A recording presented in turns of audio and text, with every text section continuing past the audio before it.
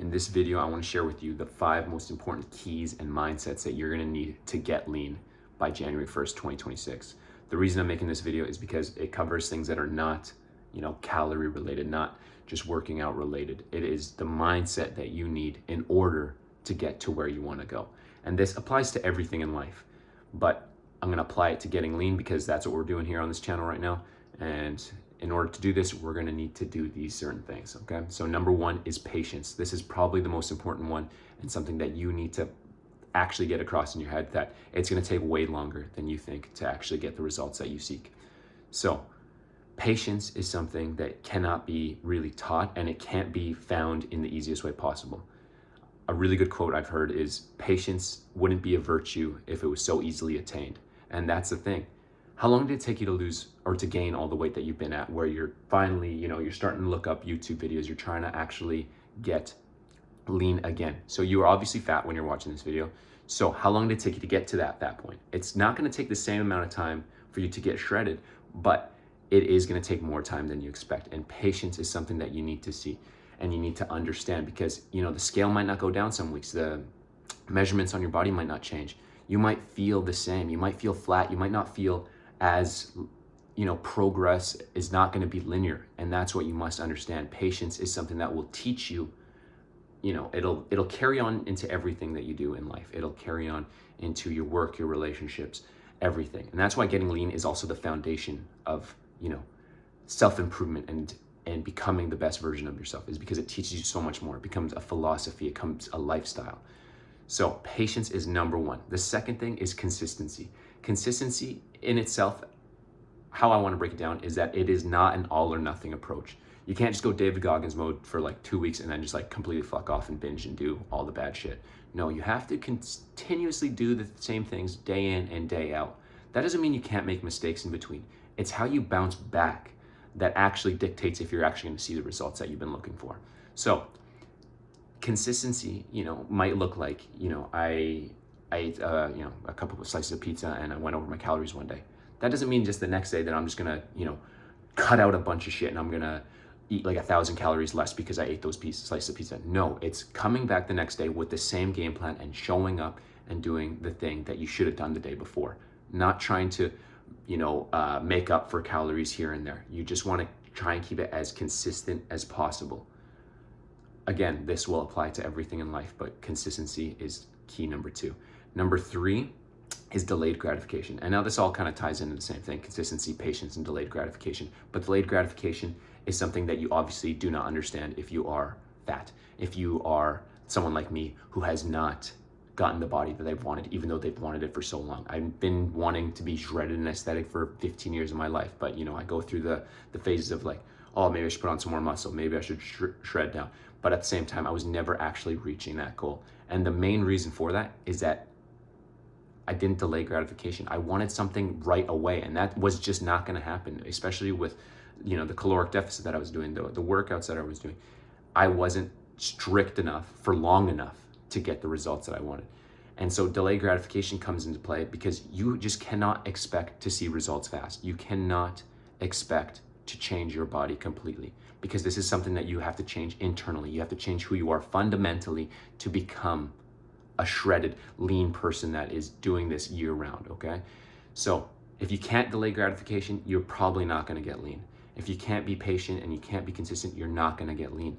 These are just pillar mindsets that you need in life and to adopt as you get older and as you mature and as you become more intelligent. Things take more time than they need. Whatever you think you need to do to get ripped, if you need to lose 15 pounds, you probably need to lose 30. I'm in that boat. I lost 20 pounds this year, and I'm not even close to where I want to be. I probably got another 10, 15 pounds to lose, and they're not the easy pounds. It's like going from like 17% down to hopefully 10%. That's going to take me probably 15 pounds of fat loss.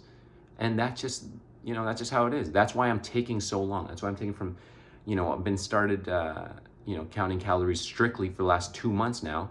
And I'm going to take the next 4 months and continue to do that, because I know progress is going to take time. And if you want lasting results, it's going to take time. You can't just fucking fast for 3 months and just like drop 70 pounds and expect to just like stay shredded, because you're going to go back to the person that you were before, and that is just not going to work. So those first three are very similar. Anyways, the fourth one is creating boundaries and having good boundaries with food, with people, with yourself. And you do this by creating an environment that makes it so that you do not need to use your willpower.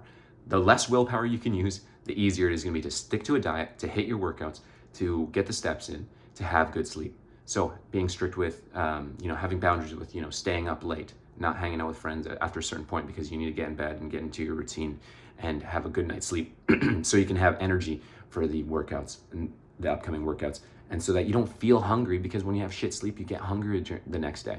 So these are boundaries you need to have. And a lot of times it comes with people. And so you want to surround yourself with the right people. Surround yourself with people who are on the same journey as you, who are pushing you, who are keeping you accountable. And that is critical in this whole thing. You need to push away all the distractions. And I reiterate this basically in every single video.